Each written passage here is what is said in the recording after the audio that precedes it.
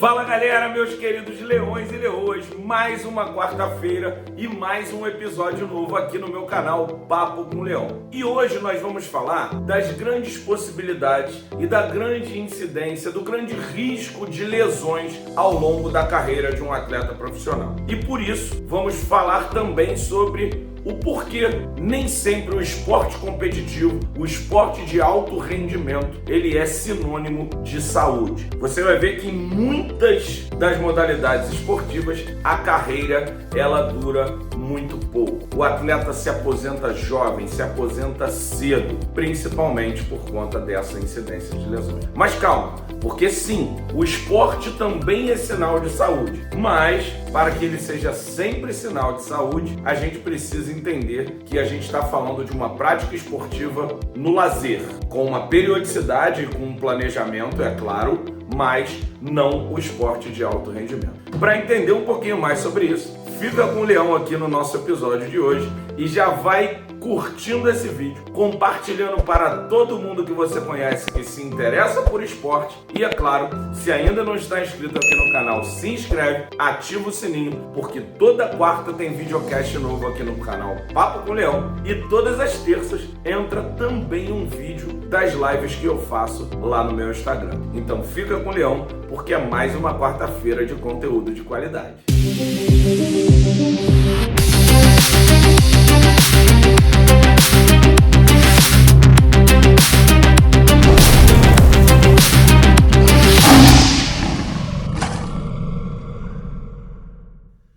Bom, pessoal, primeiro vamos entender essa diferença. Esporte de alto rendimento. Eu estou falando daquele esporte profissionalizado, que mesmo nas categorias amadoras, nas categorias dos mais jovens ou até mesmo de crianças e adolescentes, tem treinamento todos os dias, tem dedicação total e principalmente tem competição. Esse é o esporte de alto rendimento. E quando a gente fala do esporte voltado para o lazer, mas praticado, claro, com um planejamento e uma frequência semanal mínima de 2 vezes na semana, esses esportes eles têm muita diferença também em relação à saúde. Bom, agora que você já sabe a diferença desses dois esportes, vamos entender o porquê que eles atuam de maneira tão diferente na nossa saúde. O esporte voltado para o lazer é aquele esporte que você pratica 2, 3 vezes na semana. Pode até ser um treinamento numa escolinha esportiva através de uma criança ou um adolescente, ou você adulto que joga voleibol na praia 2, 3 vezes na semana. Esse esporte, sim, ele é saudável.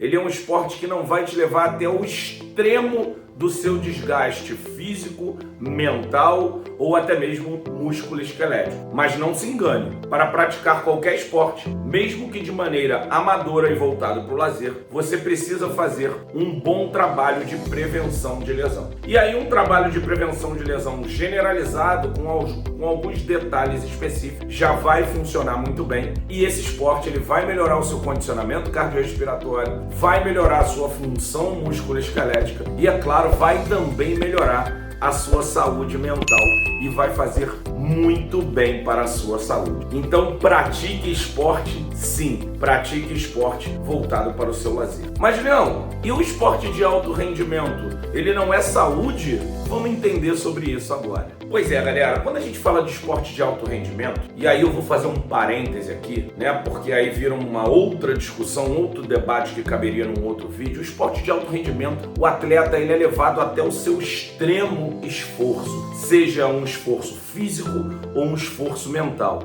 E de cara, isso pode e vai gerar algumas sequelas músculo-esqueléticas e até mesmo na saúde mental desse atleta no final da sua carreira. E também não se espante se esse atleta ele também desenvolver lesões ao longo da sua vida como atleta. E por que eu falei que isso é uma polêmica para um outro vídeo? Porque se a gente for pensar como profissional de educação física, profissional da área da saúde, deveria haver um limite, mas esse limite não acontece. Nós estamos agora na Copa do Mundo de 2022, vendo uma quantidade de atletas abandonando a Copa por estar lesionado, porque são levados até o seu extremo. E às vezes, por exemplo, como aconteceu com o Neymar, após uma lesão, um jogador muito importante que precisa voltar para a Copa, ele volta antes mesmo de ter sua recuperação completa. E aí isso vai fazer com que essa lesão agrave em um prazo aí de médio a longo período de tempo. Pois é,